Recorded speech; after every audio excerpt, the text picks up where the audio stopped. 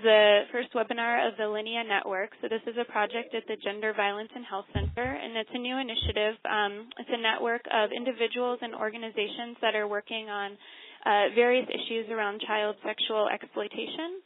And the network specifically will be exploring norms and structural factors that might drive child sexual exploitation.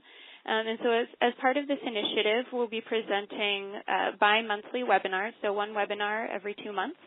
And today is the first one, so thank you for joining. The presentation today will be by Alexandra Geisler, who's a PhD student at Humboldt University in Berlin. She's also a social worker and has spent the last several years conducting her dissertation research on trafficking of Roma women for sexual exploitation. And so after finishing her research and submitting her dissertation just recently, she'll be presenting some of our findings, sharing them with us today. And so the presentation will be about 20 to 30 minutes, and then we'll have time for questions and answers at the end. So I'll go ahead and pass things over to Alexandra Geisler. Maybe very quick in the beginning. So I wrote my dissertation at Humboldt. It was actually quite a very long research. I researched for the last 9 years, and because of the difficult topic, and just finished now in April this year and handed in my dissertation. I'm just awaiting now the defense, but everything is finished. You can guess after 9 years, it has been quite extensive. Also the findings. I will focus mainly today, give you an overview of what I did, and then some of the specific findings. But of course, I cannot mention everything. So as you can see, I researched on human trafficking for the purpose of sexual exploitation with women belonging to the Roma minority and women which self-identify as Roma. I wrote also my master thesis before on human trafficking for sexual exploitation with women from Eastern Europe trafficked into Germany. And while doing this research and also living in the Czech Republic, working with Roma, I found it striking that in all the publishing internationally regarding human trafficking, Roma minority was mentioned like starting in 2000 quite often as one of the highest risk groups in Eastern Europe for human trafficking. I didn't find the mentioning in the studies actually quite comprehensive. So I decided to go deeper into the issue and write my dissertation on it. I actually started out and wanted to do mainly a survey among professionals and focused interviews with Roma women, and ended up doing a little bit more. So I made a triangulation. First, I did a survey tried to reach out to 370 professionals in different projects against human trafficking, also border police in Germany, Czech Republic, Slovakia, Hungary, and Romania, through questionnaires translated into every local language. And I had a return of 27%, which is given the different countries quite high. After that, I decided to make not only focused interviews with Roma women, but also to conduct more interviews with professionals who answered to the questionnaires. And I reached out to a total of 22 professionals in projects against human trafficking in Eastern Europe in the 4 above-mentioned countries to make more in-depth interviews, because the surveys, of course, are not giving that details an interview would give.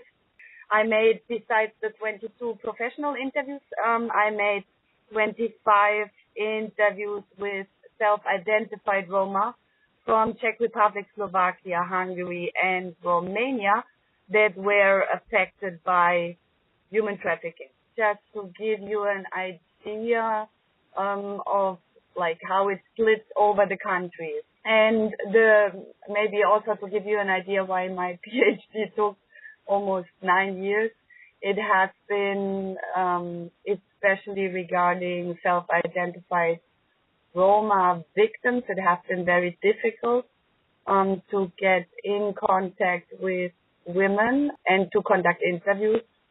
So in some countries, from the initial phase of reaching out, making contact on the street in projects, in ghettos and so on, it has taken sometimes 4 to 5 years to be able at the end to have established contacts to really conduct interviews. One, I guess for a lot of you, it is not new. I just thought to give us all the same information. I will put it in again. One thing I have been struggling with in the research is the definition of human trafficking. So regarding to the trafficking protocol from 2000, the definition, it defines the recruitment, the transportation, transfer, harboring, and receipt of persons by means or the threat or use of force or other forms of coercion, of abduction, of fraud, of deception, of the abuse of power, or of a position of vulnerability, or of the giving or receiving of payments or benefits to achieve the consent of a person having control over another person for the purpose of exploitation. And exploitation is defined different since the trafficking protocol. So it shall include at the minimum the exploitation of prostitution of others, but also other forms of sexual exploitation, also forced labor of service, slavery, or practices similar to slavery, servitude, or the removal of organs. And as most can guess, a few things have not been very distinctive in this definition. This is mainly regarding 2 points. The one point is, what does it mean? What does the exploitation mean? Especially exploitation regarding the exploitation of prostitution of others. And also the second one, what is a situation of vulnerability? Especially exploitation of prostitution has been left open so that as many countries as possible can join in the trafficking protocol, regardless of their national stance towards prostitution. But that, of course, leaves the definition also difficult at certain points, how it is used on the ground in the specific country. And that made it also difficult in my interviews regarding professionals in all the countries. Some common characteristics in the discourse in counter-trafficking was among the professionals that the term human trafficking was kind of universally applied, that especially prostitution, which is caused by poverty or very poor living standards, and forced prostitution was kind of blended among the perception of a lot of professionals.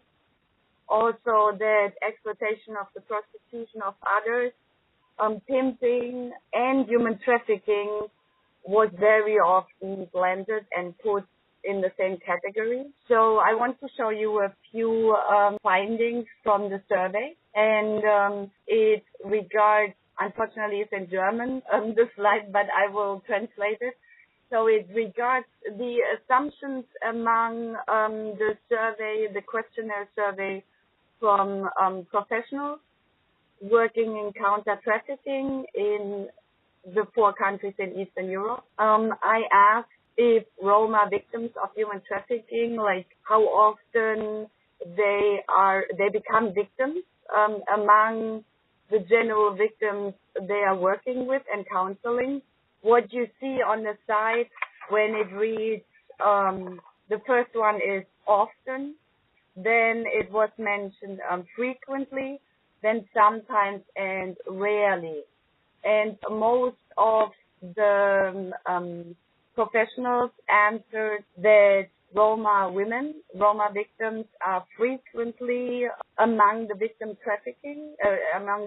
of trafficking. I also asked them how often Roma are offenders involved in the human trafficking business. So how often they would be involved as traffickers. And there you can see that it's assumed that 76%, so in all the trafficking cases they're working with, they assume like 76% Roma are frequent traffickers in human trafficking, and 8% even very often. Only 1% says that it doesn't occur, and 11% haven't heard from it. I found these assumptions among professionals quite difficult during the survey, and this is because of the fact when I would ask them about statistics in their given NGO, most of the professionals would not be able to give me any detailed statistics regarding ethnic criteria. All the NGOs I surveyed, and also all the NGOs where I made interviews later on in the process, don't have any statistic data regarding ethnicity. Statistics you saw before are only based on the assumptions made by individual workers in the NGOs. And of course, these are estimates made by individuals, and they are not based on any standardized statistics. So they also have very different underlying ethnic criteria, and also different underlying criteria how they define human trafficking. This makes any given statistics quite difficult, because there are different categorizations regarding ethnicity and human trafficking.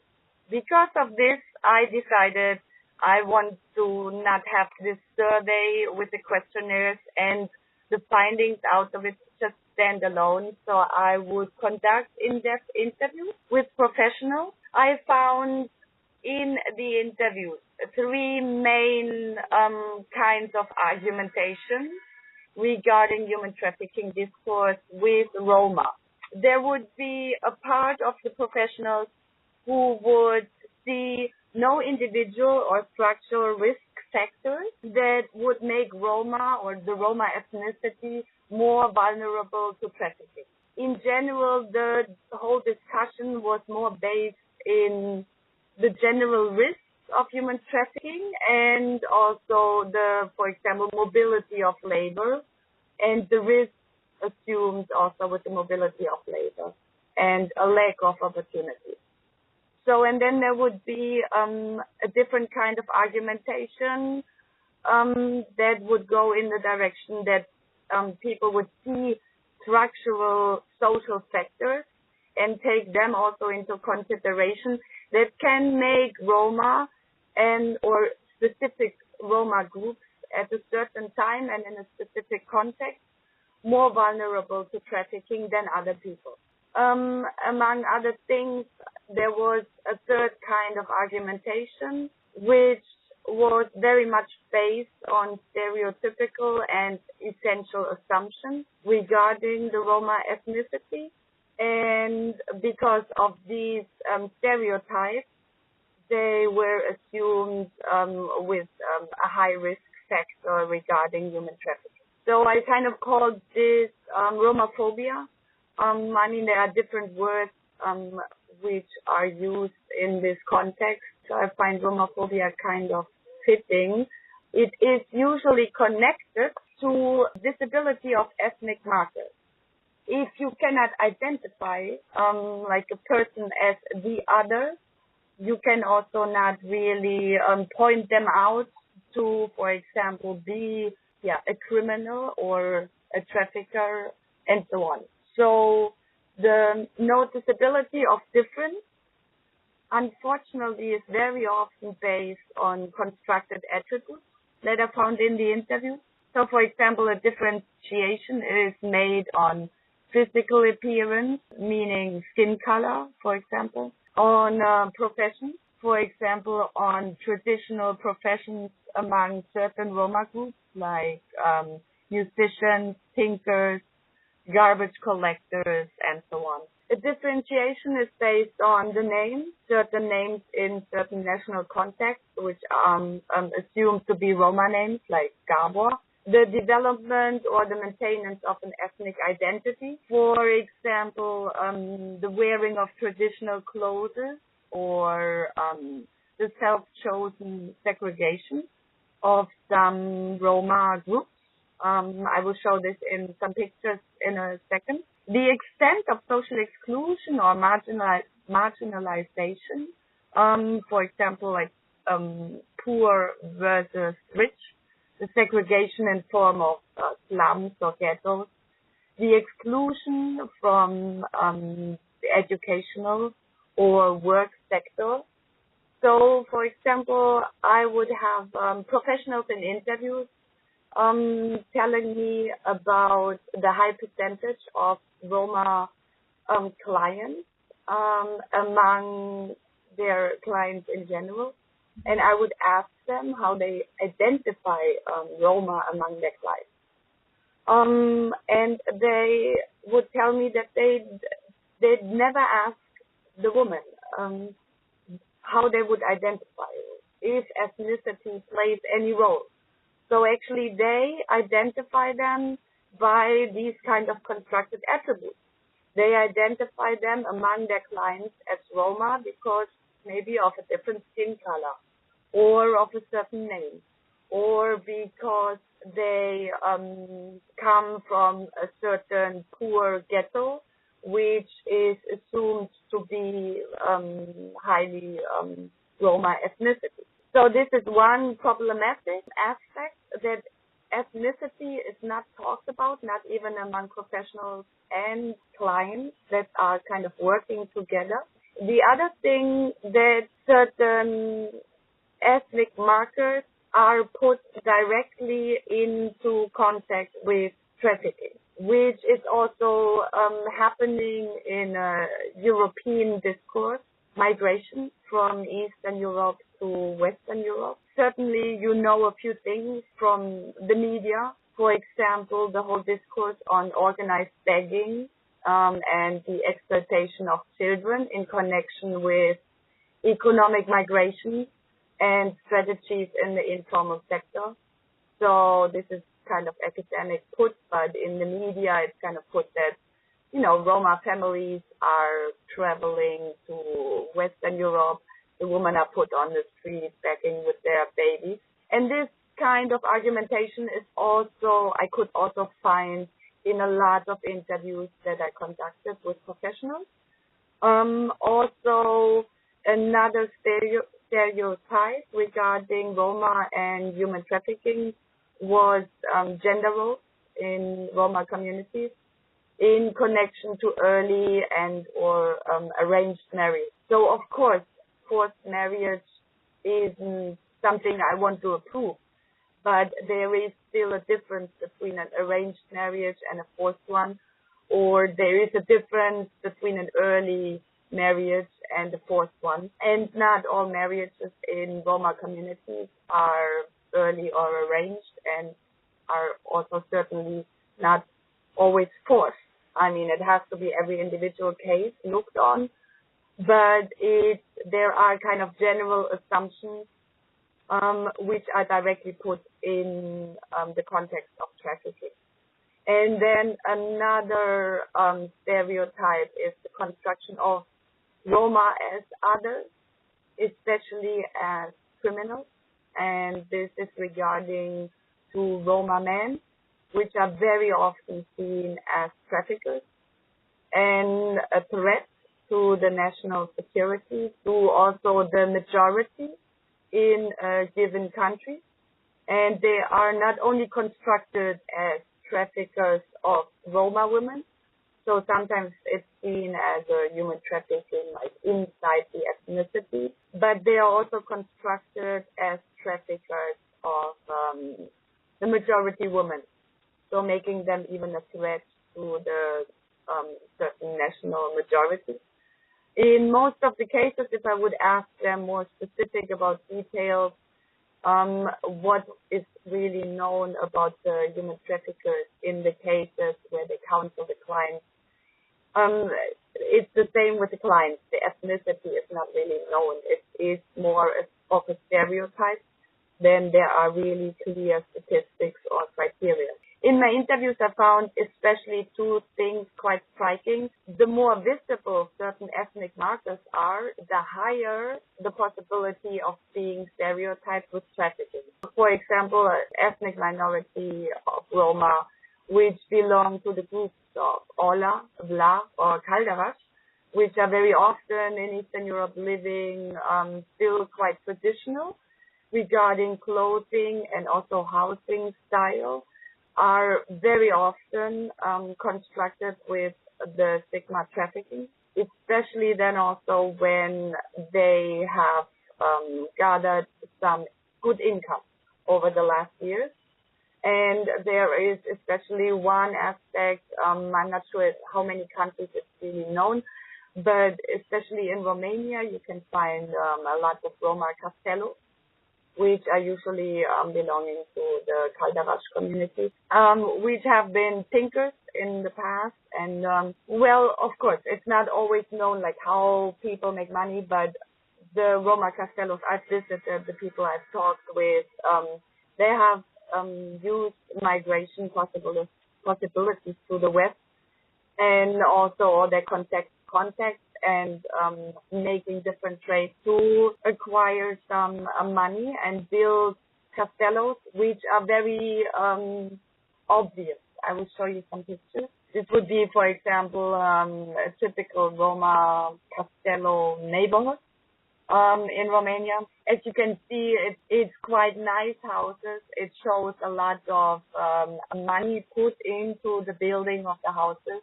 It was very interesting that a lot of Roma I talked with in certain castellos also, they also have a lot of rooms which are not even furnished, and they don't live in it. A lot of these buildings are also constructed to show to the outside, especially in a country where Roma are still highly discriminated, to show that they also achieve something over wealth. But this is, of course, very visible ethnicity shown, and also this would be like very traditional clothing. So these Roma groups are quite easily visible to others and can be marked with trafficking. I will show you from my interviews one excerpt. It's something known that Roma men especially and women sometimes are involved in the trafficking business. So what's the difference? They are not leaving. They are leaving Romania, for instance, with the entire family. They are going abroad with the entire family. The mother, the father, the children, and all of them are doing something illegally in another country. And they are earning a lot of money. And of course, they are coming in Romania at the outskirts of the village. And they are building those beautiful houses. And they're not living there. It's something common. If you travel in Romania, you will see a lot of communities like that. Yes, I saw it on the news that Berlin is assaulted by Roma people. So this is from an interview with a professional social worker working with victims of human trafficking. You can see that also the whole connection made between Roma and trafficking and migration is quite problematic. After this little introduction to the Romaphobia, I want to show you more of the structural social factors that I found make Roma more vulnerable to trafficking at certain contexts. So there are, of course, a few factors that can promote human trafficking in general, such as poverty, disadvantaged living situations, social exclusion, a lack of education, work, and healthcare. This can leave people in a specific context more exposed to human trafficking than others, or to the recruitment.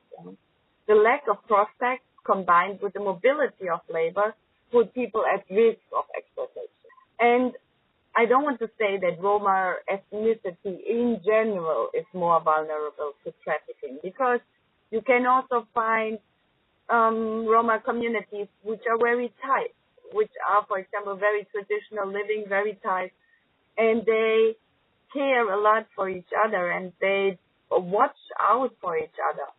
But so you always have to look at the different communities.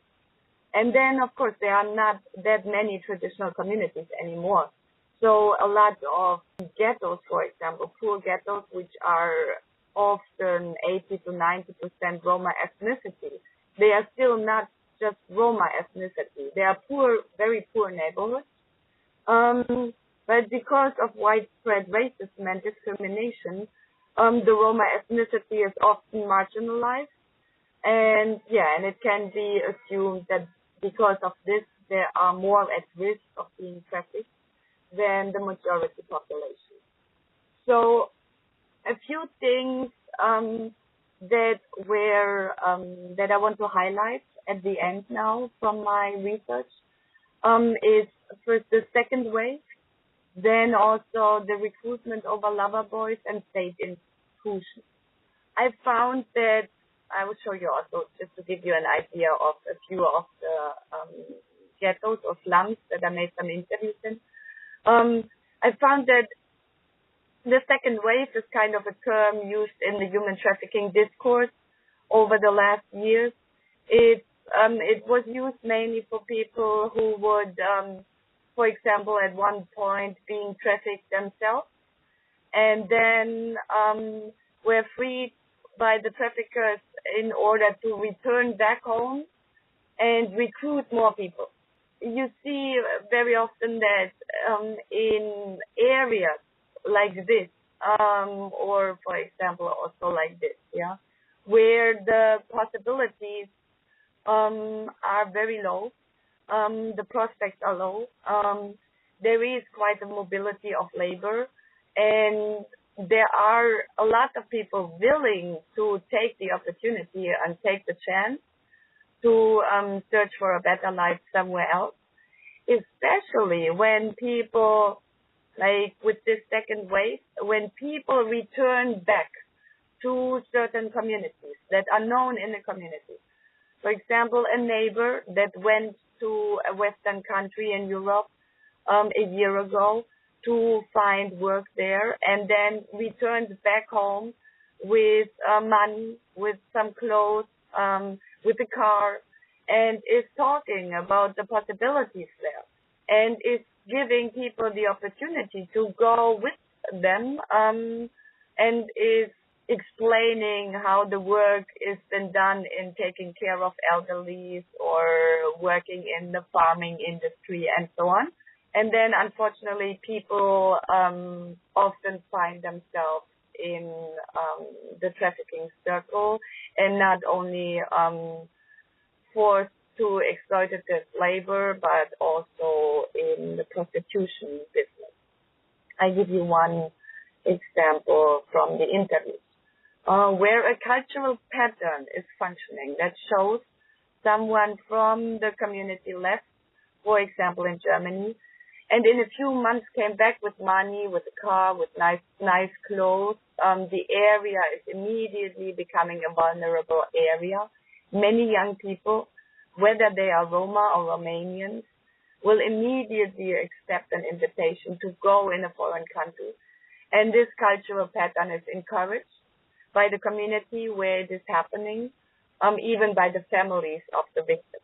One thing I found also, besides the migration of labor and the exploitation in the migration process, is the exploitation in the child welfare system. I conducted quite some interviews with Roma women that have been trafficked from countries in Eastern Europe to Western Europe.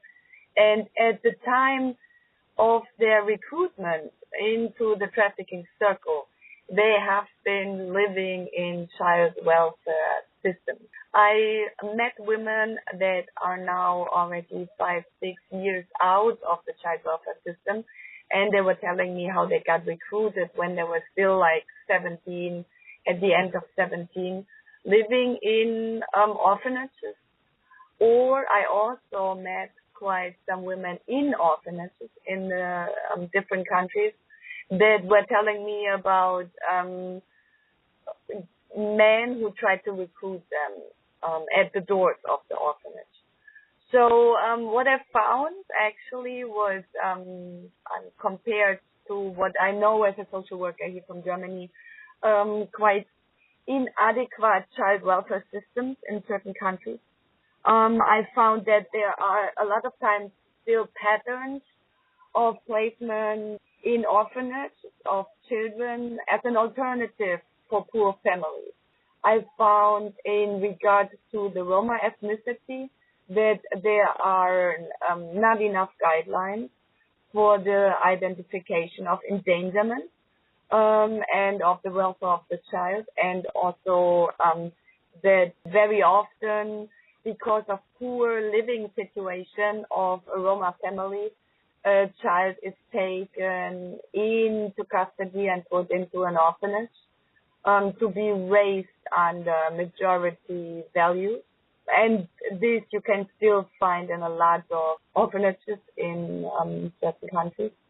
And also there is no data collection regarding ethnic criteria in the state institutions, because it's regarded as discrimination. But on the other side, you cannot really also work against, for example, the stigmatization of a certain ethnicity when it comes to placement in an orphanage.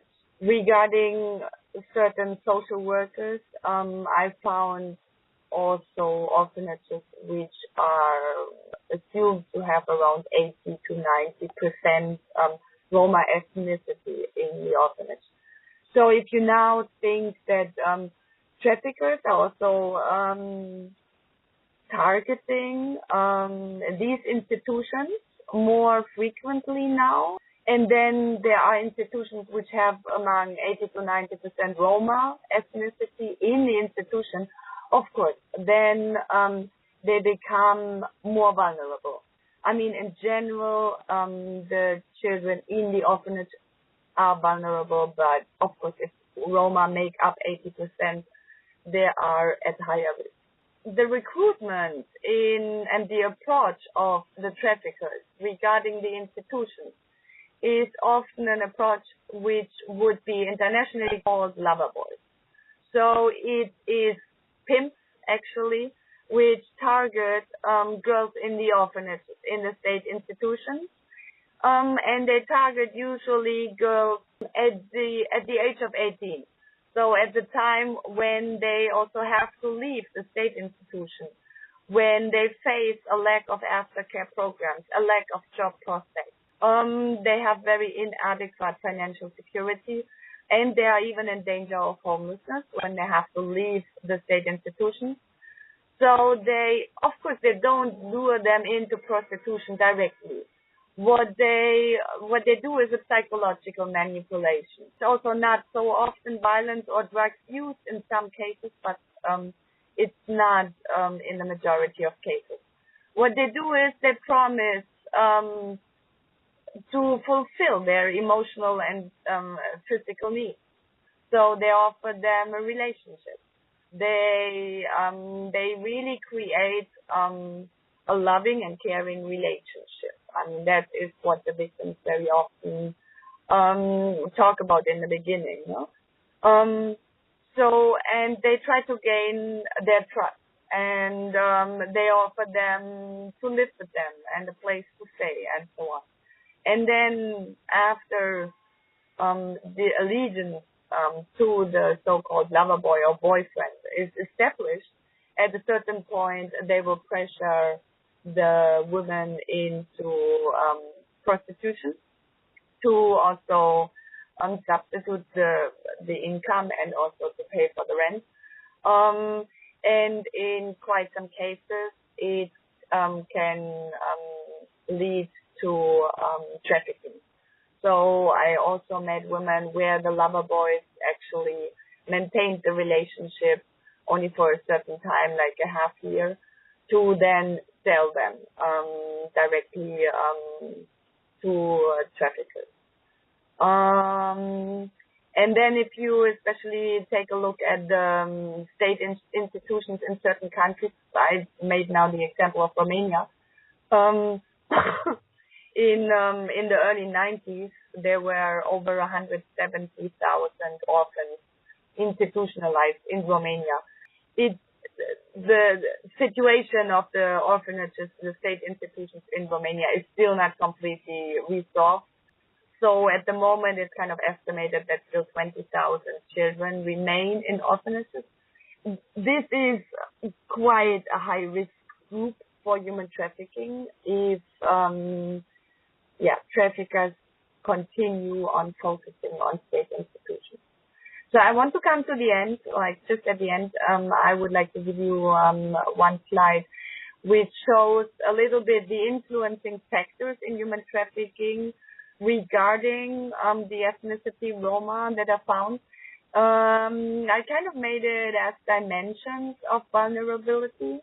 For example, if you take somebody who is affected by ghettoization, so living in a slum, living in a segregated and excluded area, being also, for example, from a dysfunctional family or a social network, being also affected by the discrimination based on gender, maybe also the discrimination based on ethnicity. Some recruiters come to this area and through informal networks try to recruit people. This would be another dimension of vulnerability. So you can always place in this map people at different points, and sometimes the different dimensions overlap, making people at a certain context more vulnerable than other people who might be only affected by one of the dimensions, but not 5 or 6 at the same time. All right, maybe because I'm talking already very long, maybe I'll leave it for the moment and open it for the questions. Thanks.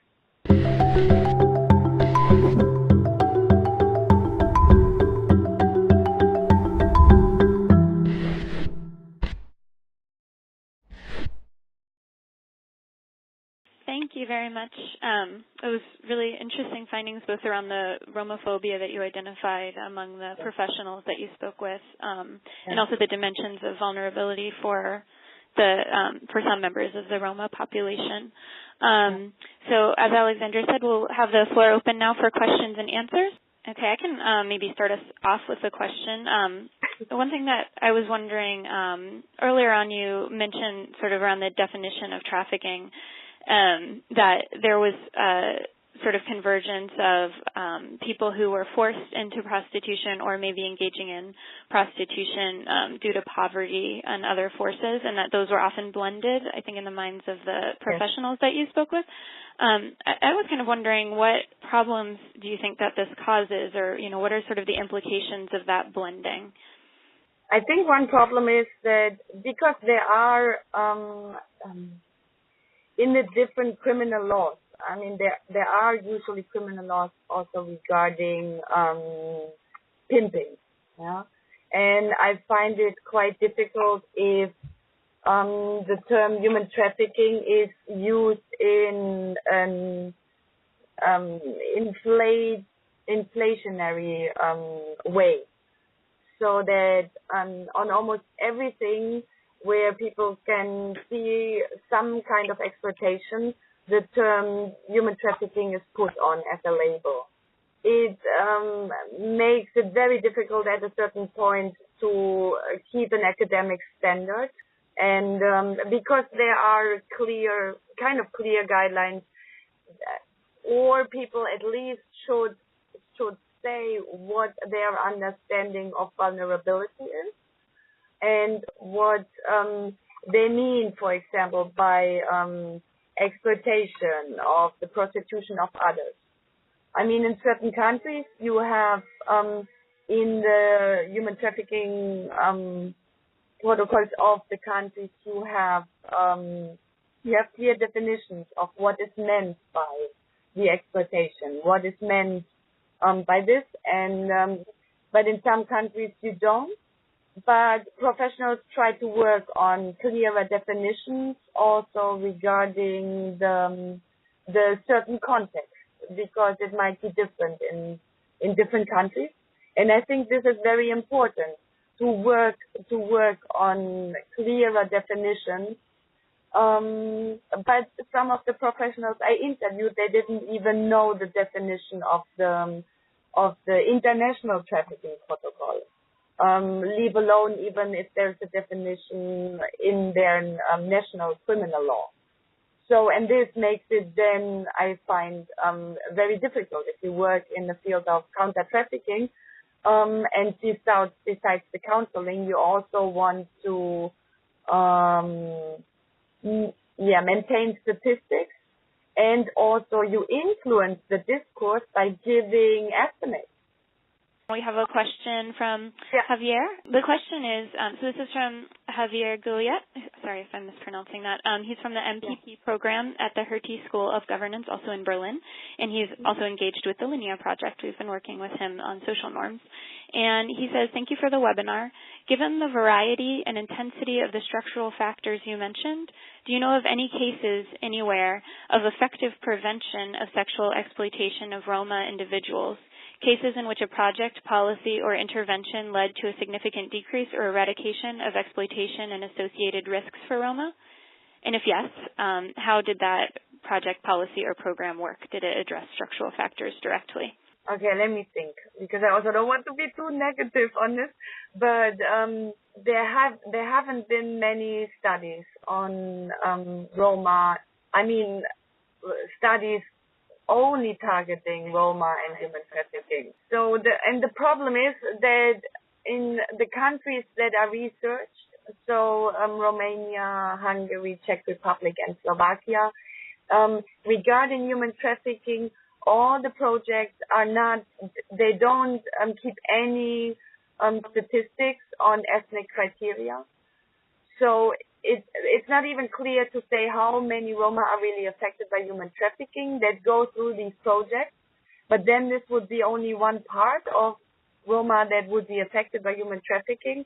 And also my research was only regarding sexual exploitation and not other kind of exploitation. It gets quite diverse and quite difficult also to answer this question. There are certain programs that affect, I mean, of course, there are a lot of development programs that affect Roma communities in a positive way, but they are not specifically targeted at human trafficking victims, but they affect Roma communities in such a positive way that, for example, certain dimensions of vulnerability might be lessened. But of course, there is no research on this because it's not directly targeted at human trafficking or counter-trafficking. I know from one project in Romania that works specifically on human trafficking, that they, for example, build up in a mountain area, they build up a project border hotel, and is actually trying to build job openings for former trafficking victims so that they would learn certain jobs in the gastronomy and then be employed, so also have a prospect and a future possibility in the area they were living before. But of course, it's not specifically targeted at Roma. It's in general for human trafficking victims. We have a couple other questions rolling in here, and the first one is from Kate Darcy. I don't know if you're able to unmute yourself if you want to. Hi, I work in the UK at the Centre, the International Centre for Trafficking at Bedfordshire University, and we're very interested in sort of young people exploitation and trafficking. And I was wondering, you talked about children, women who were approached when they were leaving care. Yeah. Did you find any evidence of younger children being targeted, or, women who had been trafficked who were approached at an earlier age? Yeah, I did. It wasn't my specific. I didn't restrict my research. Yeah. No. So, and I didn't restrict it to underage, but I also didn't limit it. Mm. So, among the Roma women that I found, which would identify themselves as Roma, I interviewed a few women that were just 17 and 18, but I interviewed also older Roma women that were at the point when they were trafficked for the first time. They were way underage. So I think the youngest was at the first time when she was trafficked. It was 15. Mm-hmm. So without intention, I had at the end among the women I interviewed over 50% that were actually at the time when they were recruited for the first time, they were underage. Okay, thank you. That's really interesting. Yeah. And will we be able to get your slides and any kind of papers about your research? Will that be made available? As I mentioned in the beginning, I still have to defend my thesis. Okay. But I am working as soon as my defense is through. I'm working, of course, it's written in German, but I'm working on, and it will be published in German, but I work on a slighter version of the thesis in English. And we'll also be posting this presentation online, so I'll send out the link. It will probably be a few weeks, but I'll be sending out the link when that's ready. And then one other question that was asked from Anna Maria, who works here at the school, wasn't able to unmute, but she was wondering if you have any suggestions on how we can refine the definition of trafficking and exploitation so that they're not as conflated, as you were mentioning. I think what is also, especially when it comes to underage, I preferred in my doctoral research now when it came to underage victims of human trafficking. Also, sometimes when cases were not really clear, if it was trafficking or social workers would put it as prostitution, I would not use the word prostitution for people underage. So actually using the word sexual exploitation, I think it already starts there. It's a question, especially when you want to look into exploitation of underage women or also boys. If you want to use prostitution or just sexual exploitation, I think there already starts the interesting question. And then the definition of trafficking is a bit more clearer when it comes to underage people, because with underage people, usually none of the means that I mentioned in the definition before are necessary in the cases of human trafficking. So just the recruitment and the exploitation is enough. So the definition also makes it quite specific again when it comes to underage victims. Okay, so we'll go ahead and wrap up the first webinar. I wanted to thank everyone very much for attending and for joining us. I'm going to, so as we mentioned at the beginning, this is the first webinar of the LINEA Network, which is a network of individuals and organizations working on child sexual exploitation and who are interested in the norms and other structural drivers that influence child sexual exploitation. So in the chat box here, I've just posted the website if you haven't registered for the network and you'd like to. That link is available, and I'll also include that in the email. And you can also email me at the email address is in there, linea@lshtm.ac.uk, with any questions or suggestions for future webinars. And when you log off, there will be a post survey that will just ask you who, if anybody attended this webinar with you, what you thought, what suggestions you might have. So if you have a few minutes, please go ahead and fill out that post survey. We're reading everyone's responses very carefully to help formulate the webinar plan for the coming session. So Thank you again, and thank you very much, Alexandra. You're welcome.